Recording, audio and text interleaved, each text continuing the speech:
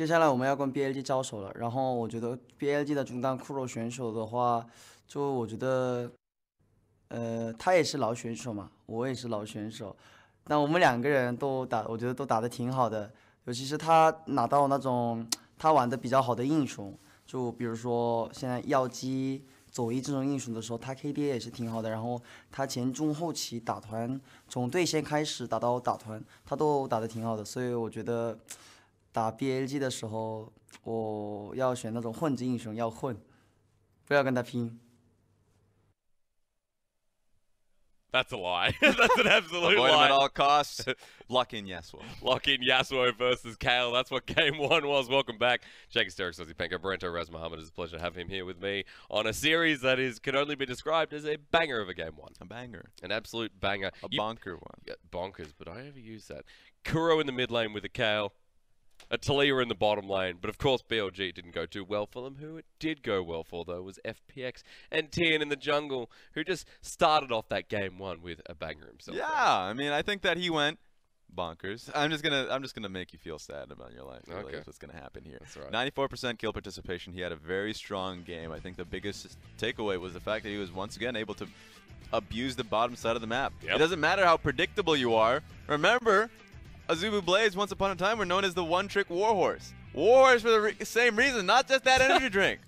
Because they just do the same dang thing every time, and teams find it difficult to stop them. Even when you're on a level 3 Yasuo, they're expecting, no, the Yasuo won't dive us. But of course, Doinb was down there as well, as they tend to do. So in game number 2, being on the exact same side here for FPX, might just be the rinse and repeat, right? Because they're one of the stronger teams in blue side. I really appreciate their blue side's drafts. It really helps Tian out because he has solo laners that could really be that flexible to be able to swap champions. So Sylas is a must ban against FPX for certain.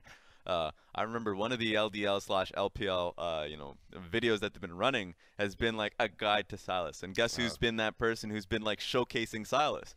Literally Doinb.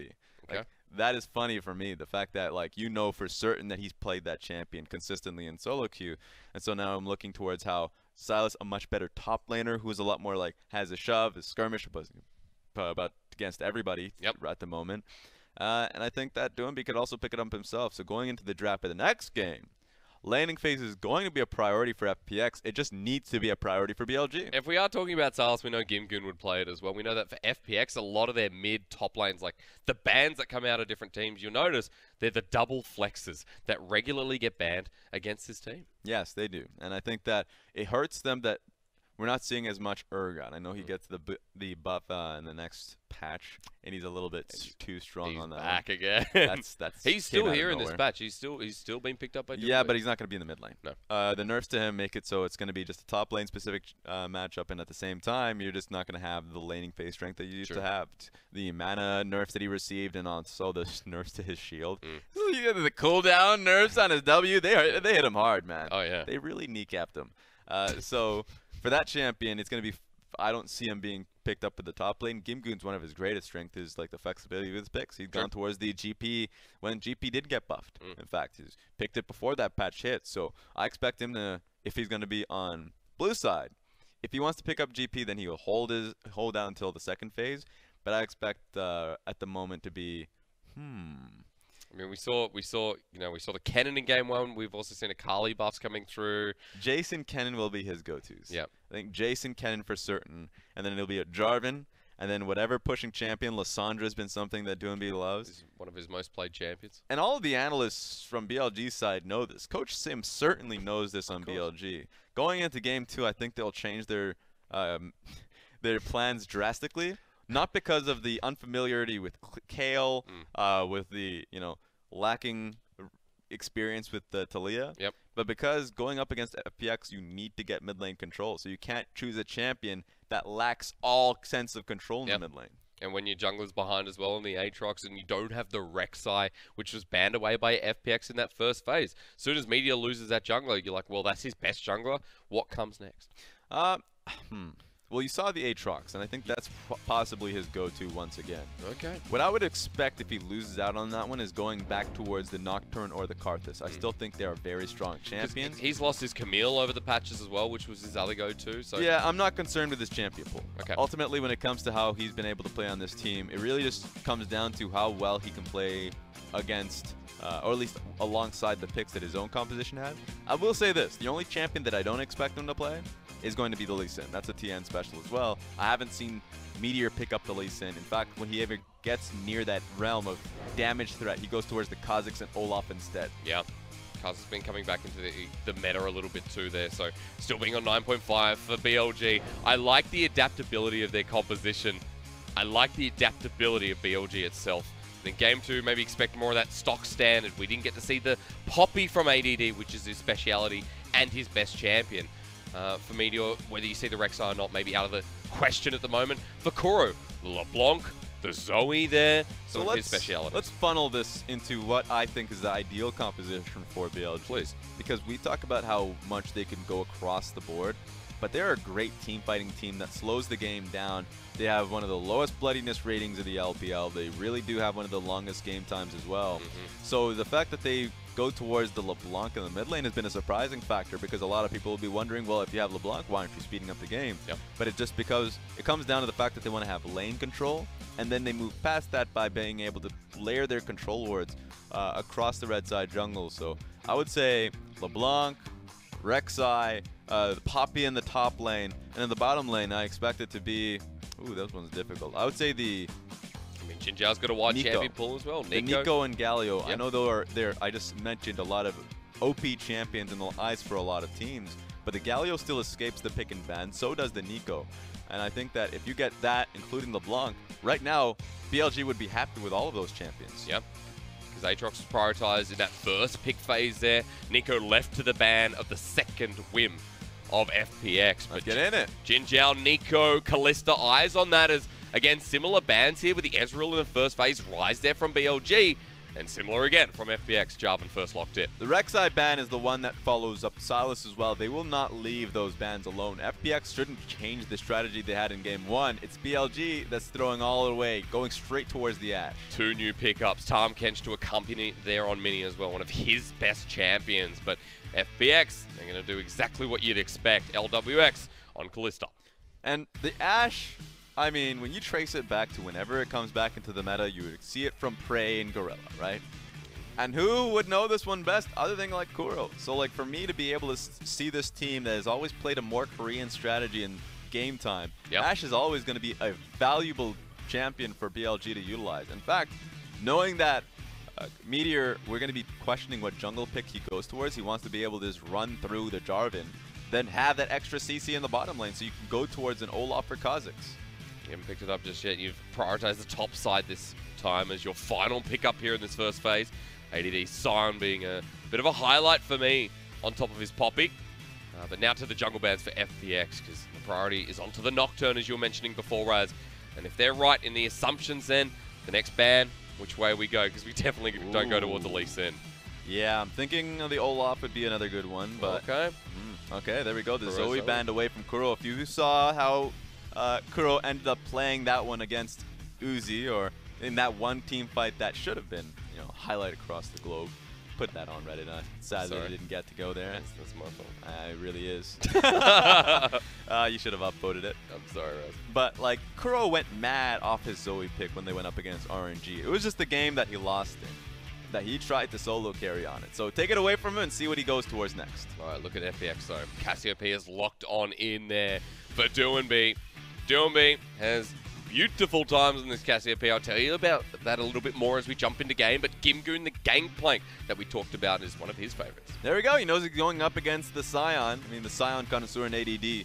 So he can pick up the GP and go through what would I perceive to be a more free laning phase than the next. Now, Sion just has so much like insane base stats that he can be able to like bully the match up until a certain point that the barrels come through, but this one is great. Let's see that Viktor again. Yeah, we'll see how it goes, because Viktor's in the LPL, Raz. What are your thoughts? I don't think I've seen enough to go, I love Viktor. So the only time that we got to see the Viktor in the LPL had been when it was Mala playing it, and then he got thrashed in lane, but that's been the case for Mala as a whole.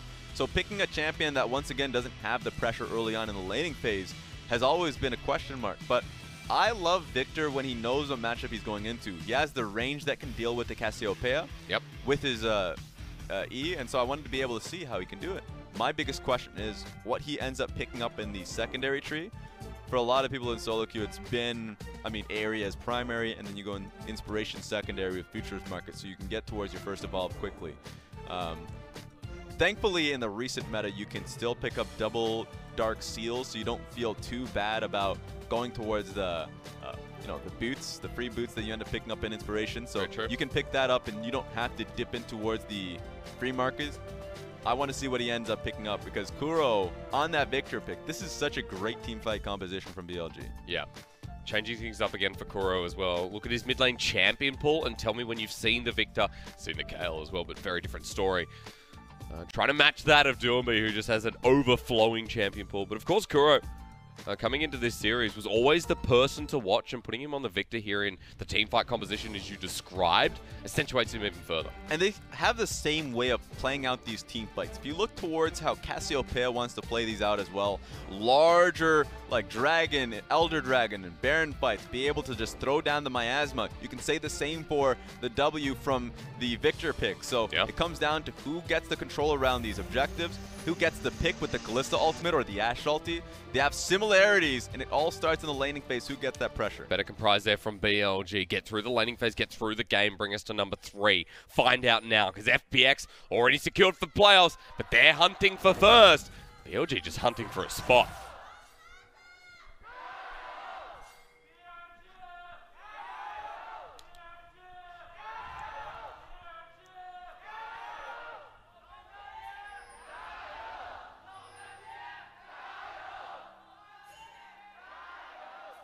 You always have to wait for the LGD fans out there.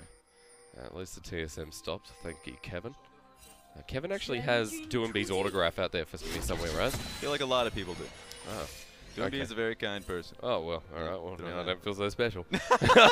Can't put that one on eBay. Hey, Raz, ADD, Glacial Augment Sion.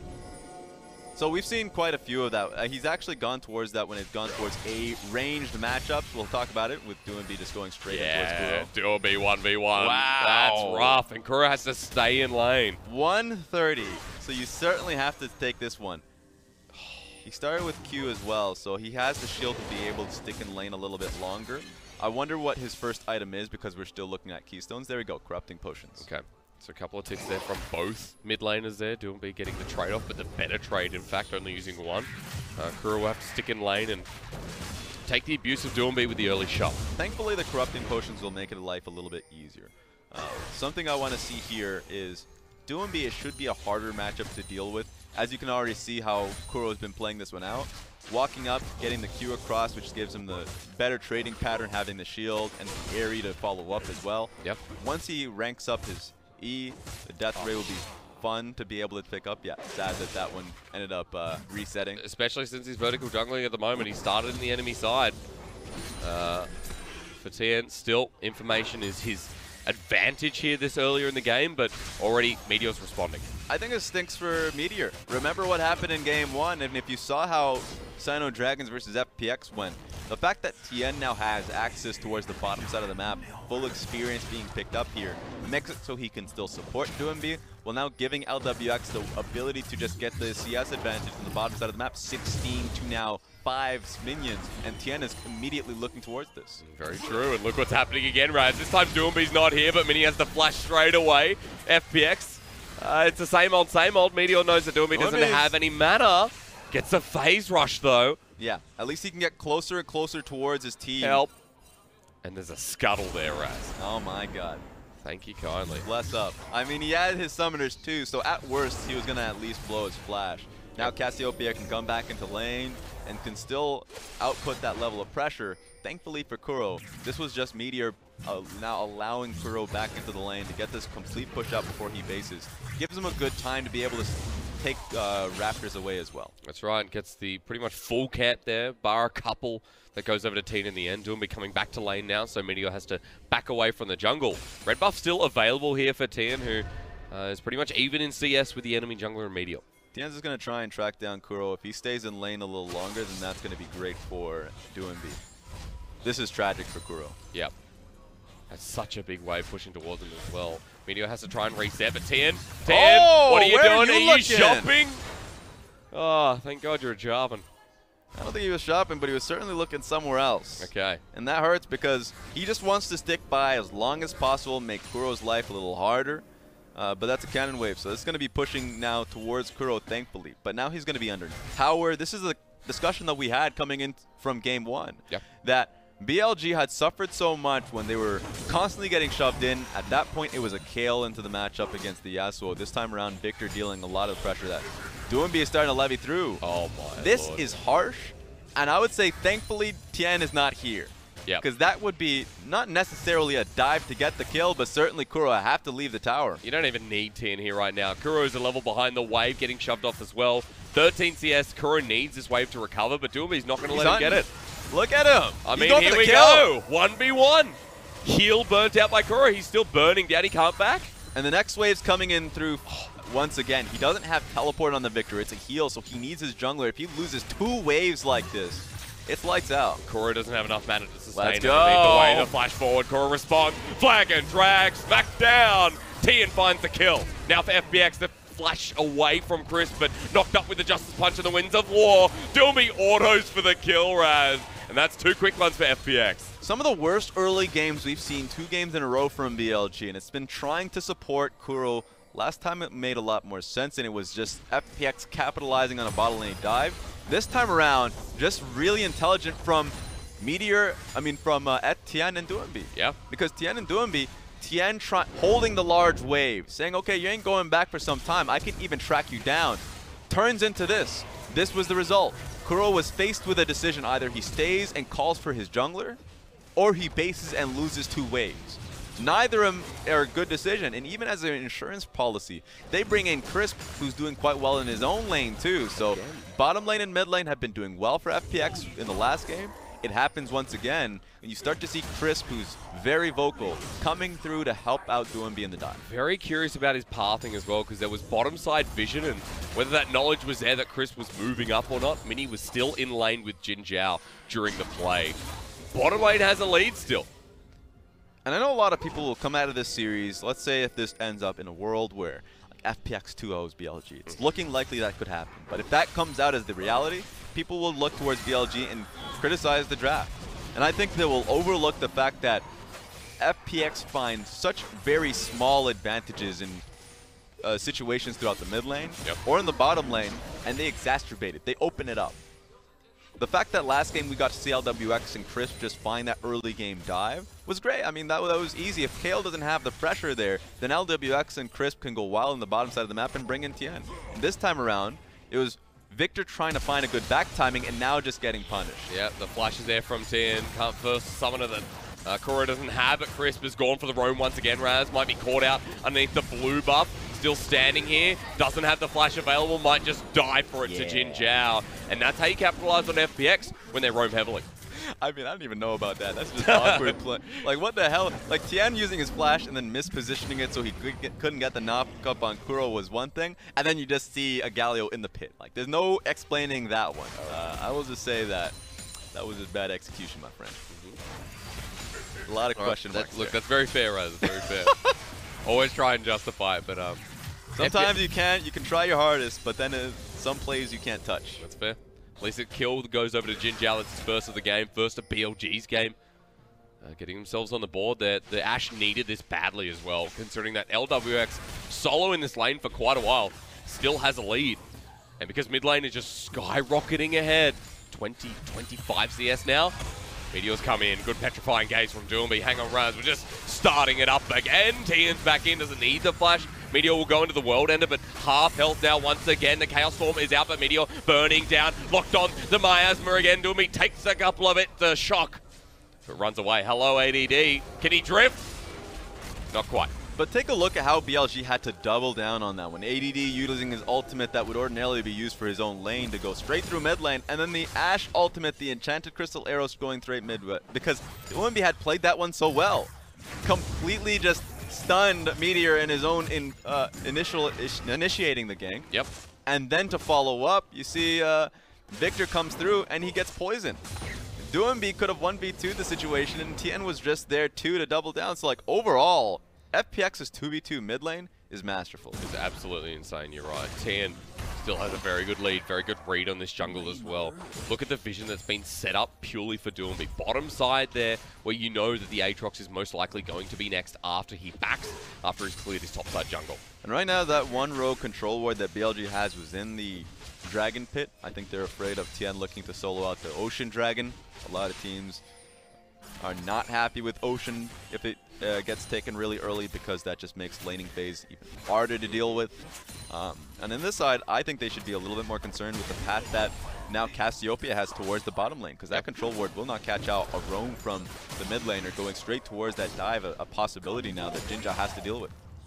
The ward only needs to be cleared out as the bottom lane backs away.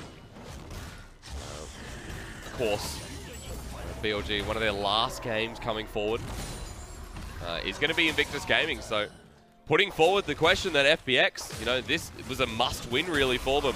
They're still not safe in playoffs, nor are they safe in this mid lane. Gravity Surge down once again, Petrifying Gaze. He's stunned as Medusa is poisoning him down. GlmGoon takes it with a couple of watermelons on top of the Viktor. The Gangplank ultimate's going to be able to get that one done. I just love the fact that they're just layering down the pressure. Kuro, I'm not sure Metoer actually wants to take the fight. Doinb's knocked up. Maybe the burn will be enough to flash away, but into the world ender. Doinb still alive for how long? Metoer does get the trade kill, but Mini coming in trying to save the life is unsuccessful. Chris jumps in for the kill. Mid lane under pressure once again, even with Doinb dead. Chris so close to being able to just save out the Cassiopeia in that instance. That taunt would have been able to keep Doinb alive, miss time there, but just so much pressure on top of Kuro. Just got his flash back up. The timing was just so crucial there. Tian just goes right for it. They were thinking that Mini just jumping right in with the Kench ultimate would have been enough, but no. FPX just layering the damage across the board. Mini trying to match Crisp across these lanes as well. They know that the bottom lane of BLG has to be more active to match the early game of FPX. And again, it's more about that adaptation that we talk about as you hear a Sion ultimate. ADD just coming back to the top side of the map where he has stayed a lot of this game. Normally we see a GlmGoon Sion, if we see a TOP 369 Sion, we see heavy roams in the early game, but this Sion stuck in lane with the Frozen Heart. See, they're going all in on towards Tian. Yeah, might not matter, Tian. Can't get out. Kuro gets the kill. Over-aggressive there from the jungler. We're just seeing uncharacteristic mistakes coming in from both teams here. Yep. FPX, whenever they get their leads, they're able to utilize Doinb like at all times. At this portion of the time, he wasn't anywhere near Tian, but he was still going towards the Scuttle Crab that he had no reason to be able to pick up. So at this moment in time, we're seeing just really crucial mistakes now being handed over to BLG. BLG, just that kill alone, they can regain some control. An already like a really poor matchup that Kuro has been having to deal with is suddenly so much better. He can really push this one in. There we go. I mean, we're going to have to see what Tian can do now that he has Cataclysm back up. Yeah, Doinb doesn't have too much of a lead in this mid lane anymore. Still 25 CS, so it's great, but not as great as it was before.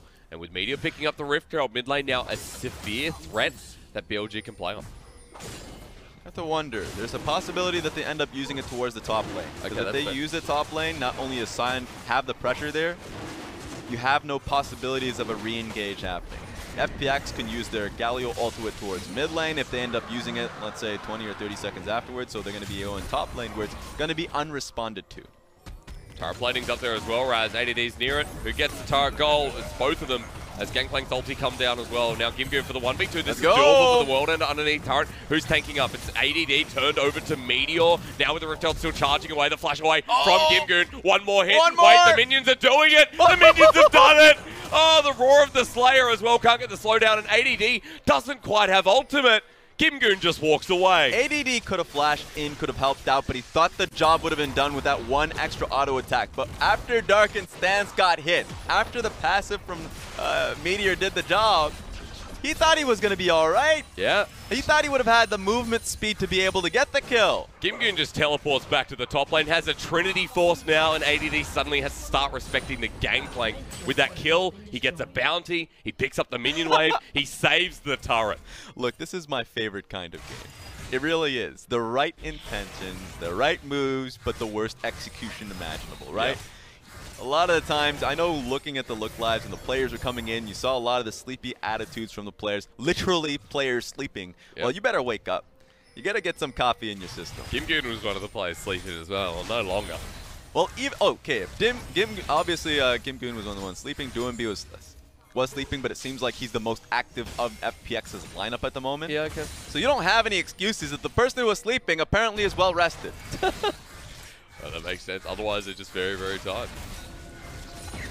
I guess that makes perfect sense, Raz. Well, to me at least. FPX moving to the top side of this map now. At the point, ADD cannot be here without the rest of his team. LWX doesn't know he's in this brush, but if the rest of them turn on him and find him, that's a very dead Sion who's just going to back anyway. Yeah, it's going to be awkward. He has his flash and ultimate, so I think that's what he's banking on. Here we go, though. He can make a play on towards LWX. Oh, the reverse ulti. Aatrox and Sion on top of LWX. Let's go. Here comes the arrow as well. Go and die, gone alley. Who does it land on? No one. Chris doesn't even walk up to it. That's inconsiderate to the Ashe. They were pretty damn confident that the Ashe would, well, the LWX would be hitting the turret, because that's where the Ashe Enchanted Crystal Arrow was aiming for. Didn't expect LWX and Chris to be leaving so soon. They just turned on the mid lane turret instead. This is Abyssal Void used there by Mini. Doinb pops a phase rush and he's out of there. Still in a great lead in this mid lane. 50 CSC advantage, 30 in the bottom lane, 20 in the top lane now after that Trinity Force.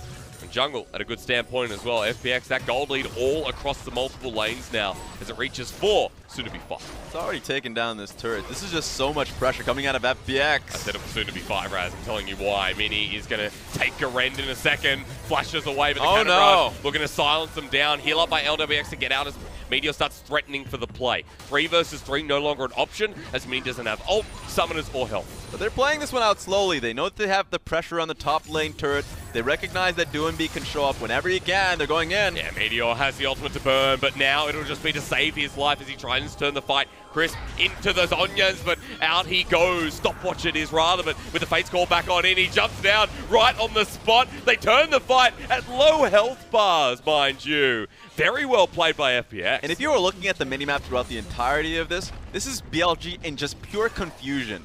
Kuro was getting his turret hit time and time again, and he couldn't do anything. He was in between his Raptor camp thinking he should go up top to help his minion or stay mid lane to be able to push Doinb back. He was sitting there, getting his turret hit, but at the same time not going top lane, just hoping that his team would just disengage. You just saw GlmGoon while you're talking, Raz. Just style on ADD. Dodged every single ability. This lane's getting abusive as well, and while we come back to the point of Doinb and how Doinb normally roams, you see him move across the map, you see a very active mid lane and jungle. This game, Doinb is just left in the mid lane. The matchup is so beautiful for him, and he has a Rylai's Crystal Scepter. The difference this time is that Kuro doesn't escape after the burst comes off. I think this just comes down to the overall strategy and game plan going into the series. For BLG, they've showed to me that they're able to play a much faster pace, and that they can recognize if a game is about the mid lane matchup, that they can challenge that. They've gone against some incredibly strong lead, like 2v2s in the mid lane. Their last series, they were going up against Scout and Clearlove.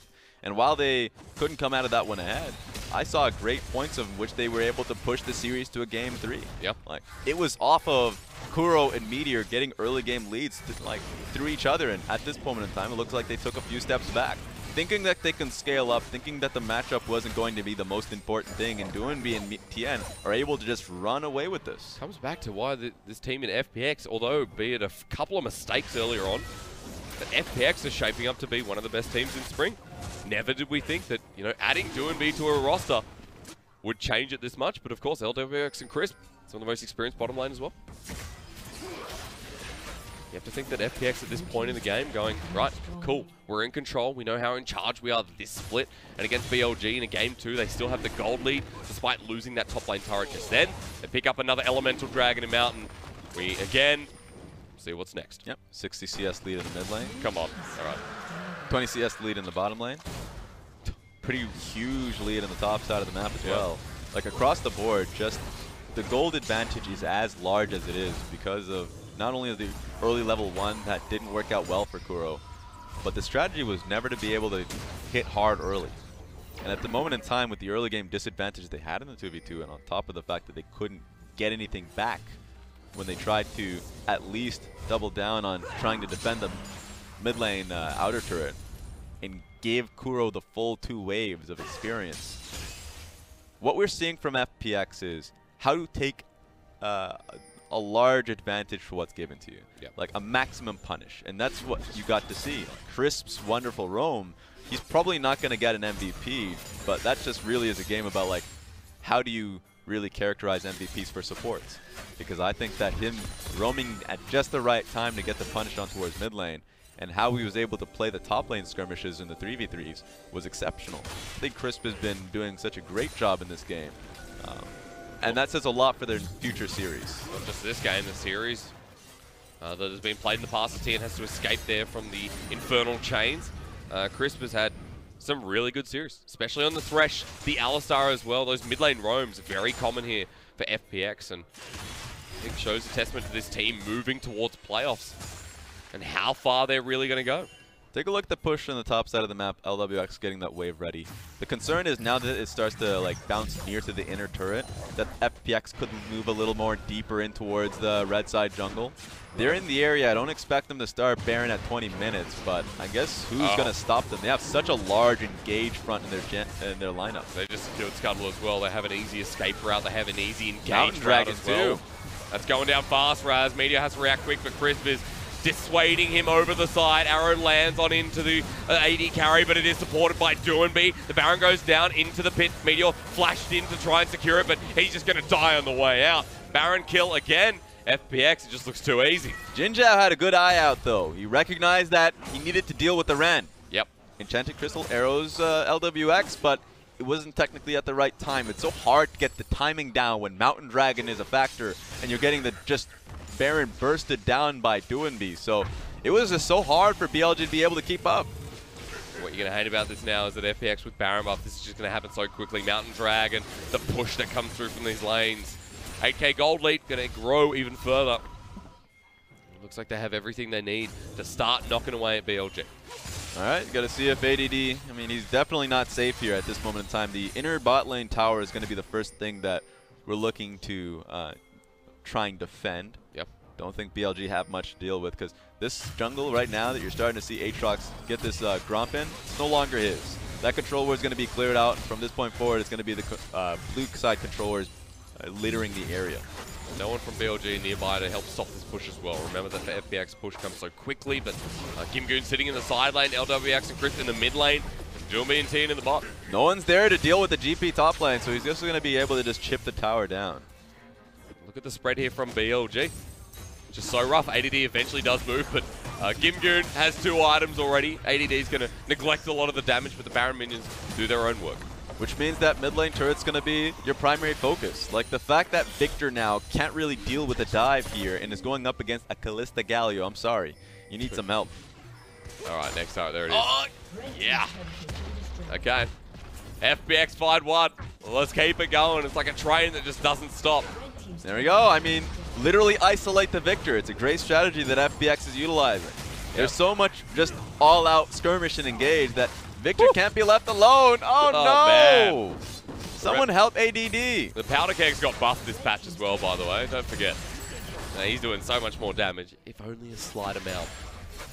GlmGoon's level 14. He's powerful. He's huge. He has teleport. And FPX have found all the inner turrets left. And they've got 10k extra in the bank. This would usually be the time in which I would talk about the fact that BLG has some wave clear off the Viktor, but it's not enough. It's never enough. He doesn't even have his Luden's Echo. That's the thing with a Viktor if he's behind the enemy composition or mid lane, is that he's just so much slower at picking up his core items, having to invest towards his evolve.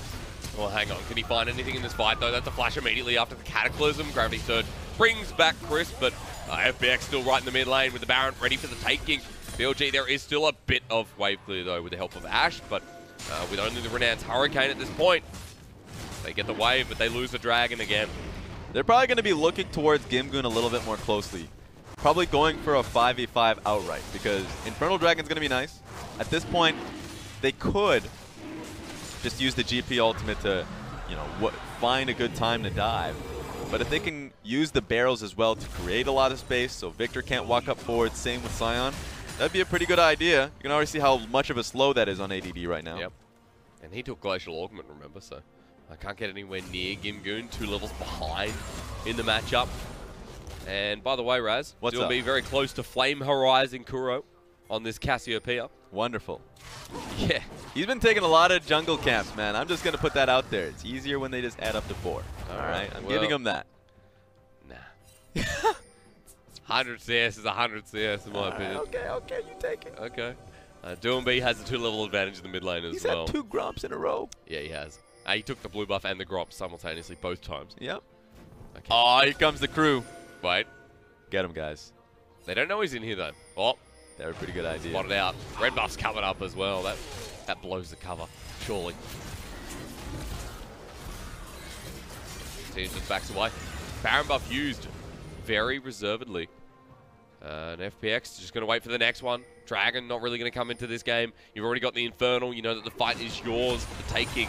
And it's going to require a miracle play here for BLG to get that pick. But this says a lot towards FPX as a team. You see RNG and how Invictus Gaming play. I would say even EDG. I'll throw them into the mix as well. That when they have such a considerable lead in a composition like this, they try to dive rather than hope that Baron buff and the 50-50s become a factor. Yep. It's not necessarily a 50 because there's a Cassiopeia and Kalista just there for the Mountain Dragon that you have. But it's that extra bit of chance. If you're talking about the success rate of a Baron Smite steal versus just looking for the perfect dive on towards top lane tower with your composition, you would favor the dive a little bit more. But it's just about how well can you execute that dive. Earlier on the split, most teams said, actually, we'll just go for the Baron. But you're starting to see another level of coordination and how these dives are coming through from one of the best teams in our leagues. That I would have that faith for FPX. They should try and practice that, knowing that they're going to be going up against a lot of the top teams in a best of 5 coming real soon. So this time around, they're going to play it safe. I wonder if that's going to be their go-to once pressure ramps up. Remember, for FPX, taking the run into the playoffs here. Already talked about how important seeding is, but going up against teams like IG and RNG, you're right. Especially with their track record and how 2018 went for both those teams. FPX are coming in as the underdogs. I could not count how many just insane Baron steals that I saw from like 2017 Condi, 2018 Ning and Karsa. It just happens so frequently that teams, when they get to that insane best of 5, I remember Clit as well. They don't make it a game of chance no matter what the composition comes towards, because the strategy from BLG is fair. Throw the Enchanted Crystal Arrow at LWX and try and come in at the same time so you can't rend it. Or maybe find Tian when he's at half health as Chris, now with the Shield of Duran getting forced away. FPX pull off the Baron. BLG still the pick potential there, but 11k gold down, not going to push too far into that Baron pit. Look at the wave top lane in the minimap. It's getting pretty large. It's unfortunate that LWX is going to be the only one sticking around the map, because they could have utilized that quite easily to go on towards Baron. If Kuro has to clear this wave, then you have one less member on the map for BLG. So it's just sad that they couldn't make the best use of it. Yep. Alright, Baron's still up though. Alright. Raz. What's up? A lot, but thanks for asking. If FPX win this game, step closer to first, but of course they still have to finish off their series. Sitting at 10 wins at the moment, there is a big chance that this could secure them second or third, although not confirmed. Well, I mean, if you're talking about FPX, I'm talking first, baby. Yeah. Like, they're at a great spot to finish first right now in the league. And remember the last system, last year it was essentially the case where first place, second place locks you into semifinals. Now, we're in the LPL. We don't know what the hell we're dealing with this time around. Sure. But here comes the play. Yep. Easy. That's why Chris was in the area just to defend them. So easy with a Cassiopeia and a Mountain Drake. Yeah. 27 minutes in, Doinb almost has his 4 items. Look, 5th Gromp of the game in 4 hits. And the minion wave. Now that's a Flame Horizon. There it is. We talked about the Gromp. I don't care. It's a Flame Horizon. He's going to go even further than that. All right, 12 CS from the Gromp. 330 CS in 28 minutes. He's huge. He's massive. He's gonna get it. He's getting towards his Leandres. I think he has it right now. Yeah, there we go. Just based right now at the top lane wave. So he has his Leandres. He's level 17 to the 15 that Kuro now has. At this stage, you are so confident of just trying to look for a dive on towards Kuro that you should just go for it. The only thing that he has to his name is the Luden's Echo with that extra bit of clear that won't really matter because the Baron minion wave just shirked that away. Yeah. Tian even comes in, steals away the blue buff as well. Now FPX, second Baron of the game. Elder Dragon will be coming up after that Ocean if they even choose to spawn it out, but I'm not sure we're going to go that long. BLG have been shut out completely. 13k gold lead at this point in the game. And they approach the mid lane turret, ready to break it down. Remember, if they beat BLG, Vici Gaming V5 coming up next, there's a big chance that this is the series that claims first for FPX. Vici Gaming and WE coming through. Like, if WE can pick up that win, what that means for some of the peoples in the standing is the fact that, remember, Suning are looking towards this series and are super glad that BLG lose. That gives them a chance to still make the playoff position. So it just comes down to WE as well. As long as these teams stay at 7 series wins, they're sitting sky high. Yeah. Team like Suning Rise, team like Sino Dragon as well, will be happy to be in that position, see where they end up going. But now he's FPX, done. See what happens in this fight as Petrifying goes on to ADD, will silence one member of BLG to be enough. That's their front line down, and that's BLG getting encroached on again. Chris has found himself a cheeky little Aatrox who scatters away, running away. Oh. What a flash from Tian to follow up. Meteor, this'll be your prayer. This'll be the game. And BLG, it's as simple as that. As they get pushed back, so does FPX. Cement the start of their dynasty here in the LPL. 11 wins, first place. And Doinb has got a big grin on his face as he once again charges forward in LPL Spring. Just like that, what a dominating performance. Finally, you see the GP join in the play, and he just eviscerates Ashe's HP. BLG are going to be taking a look at this series and trying to figure out where it all went wrong. Was it the draft, execution? I think it was a good mix of both. Going up against FPX, not being able to deal with this man, Doinb. And now Doinb was talking all that respectful stuff, saying that I'm never going to fight Kuro. Never. We're gonna have a gentleman's agreement. I'm gonna try and farm. I'm not gonna give him eye contact. No eye contact here. Kuro listened to that interview and said, "All right, that's fair. There we go. We'll pick up the victor. We'll try. Go the Kale. Hell yeah. We'll have a good laning phase." Yeah. What happened? The exact opposite. He lied. Yeah, he lied to you. Tactical interview. He is not a truthful person. Don't trust Big Brother's lies. So the fact that FPX going into this series, we're still unable to enact the strategy through their mid lane pressure, I think says a lot of great things for their potential going to playoffs, because Kuro is still highly rated. It doesn't matter if he comes out and has a poor series. It was Doinb challenging in level 1. Went in early, was able to just push him out. He lost 30% of his HP. Before he even got into lane. Yeah! 1 minute and 30 seconds. I can't leave no more. Like, that's just insane to see. And so we're back at it again with FPX getting another great lead in the early game through Doinb. That gold lead's exactly the same. We hyped up the blue side of FPX, and we meant it. BLG forced into a corner in that game too as well. And so, like, it's a sad case for BLG that have been on the rut at the moment. Losing to EDG, losing to WE, they were going to already have a pretty rough sense of a schedule. This one wasn't a 2-1 for once as well. And this is the one through the shows that I've had, and I've really had like a few discussions about, BLG, the series that they can pick up. I thought this was going to be their series. Absolutely. In the role that they had coming into this week, maybe even last week, because I was pretty high in the fact that even though they lost to RNG, I thought they played very well in that series. Now, this is a step back. They have to ramp up. They can't be like taking step backs in this situation, because they are in a insane situation to be. If Sino Dragons ends up picking up these wins, and you're seeing 0-2 losses like that, so they can't even come up in points. Yep. Sino Dragons can take their spot in a playoff spot. That's how dire it is, where BLG not so long ago were right there sitting in 4th place. And now, with how the standings have gone, can be in 9th place. And remember, teams like WE, you mentioned it in game there as well. Rogue Warriors, JDG, their matchup. That'll be talked about in the next series. But for BLG, sitting on 7, you're right. It's not good enough at this point. This was a series that told me, though, how FPX are going to shape up towards playoffs. Yeah.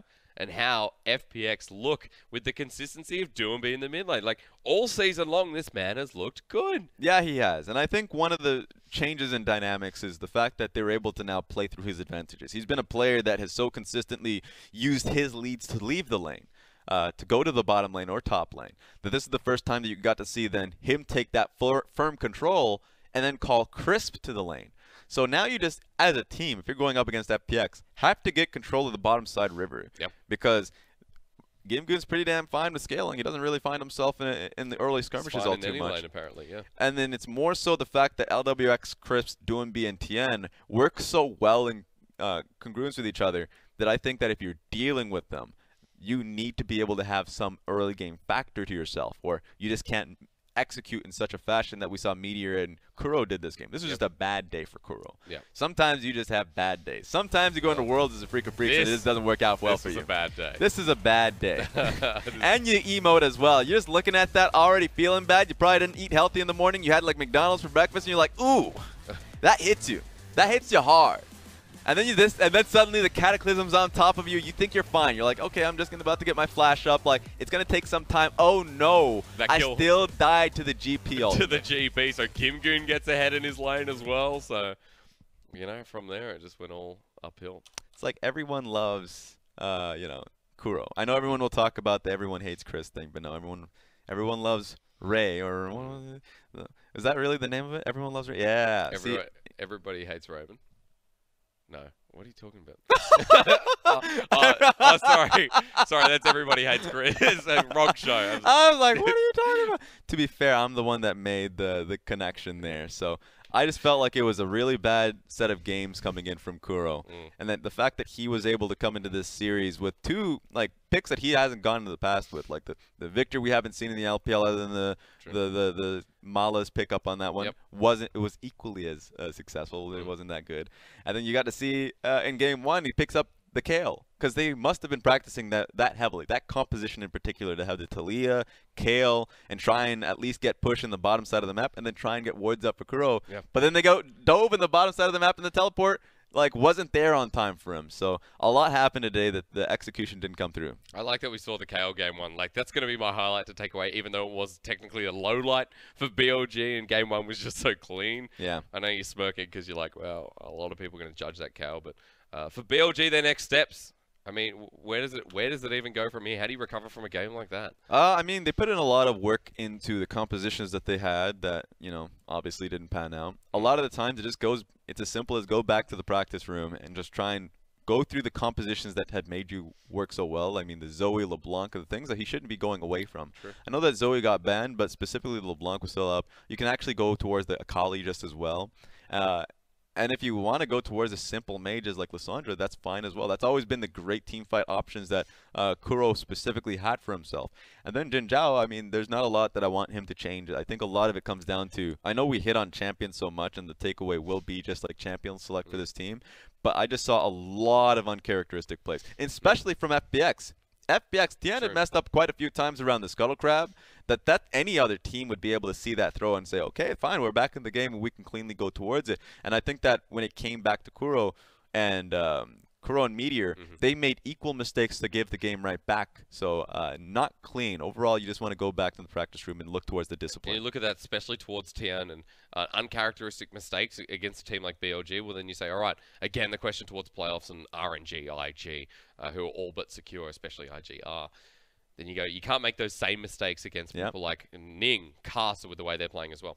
Yeah, I think that it's going to be a tough time around. And remember, if I'm just taking a look at the next matches ahead for this team, like we already hit the fact that their strength of schedule is that hard to go for. Oh, I got my sheets. I go for it, and I'm going to discover you. Because like you already mentioned the Invictus Gaming one, that had already been, you know, advertised. That's going to be on the 26th of March. So that's like essentially the last couple of days that we have in the LPL.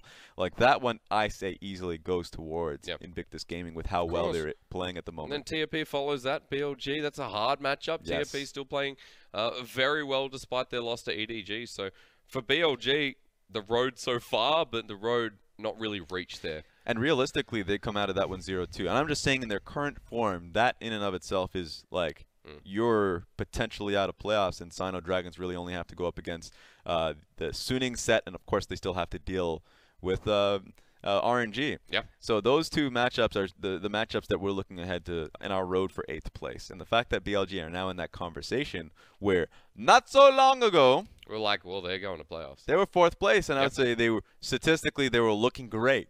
But now stats are not on their side because they're losing to Team WE, an EDG at the time that I had, you know, favored over them. And then it's like, all right, now they're losing the teams that I thought that they were much better than. Now we're getting in a position where BLG, they've hit that ceiling, and that's the worst thing about it. is the fact that that ceiling conversation that started in preseason feels like it's coming towards the reality. We need to see a little bit more from the two, you know, the mid lane and jungle duo, because the strategy coming into this one felt flat, quite obviously. But if their execution doesn't get better, I can say almost easily that Twyla and Xiaopeng will be able to take advantage of that. Yeah. First playoff time for them, potentially for Sano Dragon. A lot of teams fighting for that position, but for a team like FPX, we said it before, they've already secured it. The MVP of that game number 2 was Doinb in the mid lane. Of course it was. Cassiopeia, yeah, didn't need to do damage because he just had a field day anyway. He just chipped at that turret in the mid lane, and he was forcing Kuro to make the decisions. Yeah. The first dive on mid lane was smart. There was a lot that I loved about this one. So not only was it Tian holding the wave when Kuro was sticking around for so long, I mean, BLG were so confident, man. I'll take Raptors. You take mid lane wave. Oh, wait a minute. They're holding the wave now. I need to come out and help you.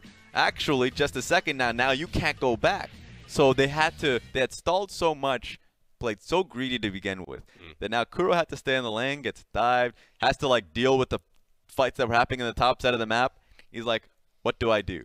I mean, he had no right answers. Yeah, he really didn't. He really didn't. That was a really rough one there for BLG. Hoping they can recover, because we got excited about this team in the past and we really hyped them up pre kind of WE series. We said we really like the look of this team, but BLG, it's still a rough journey for them. See what they can make and make some of those upsets against IG and TOP. But coming up next, W, one of the teams following them up, Raz. Vici going to try and fight them and knock them down a peg right after this.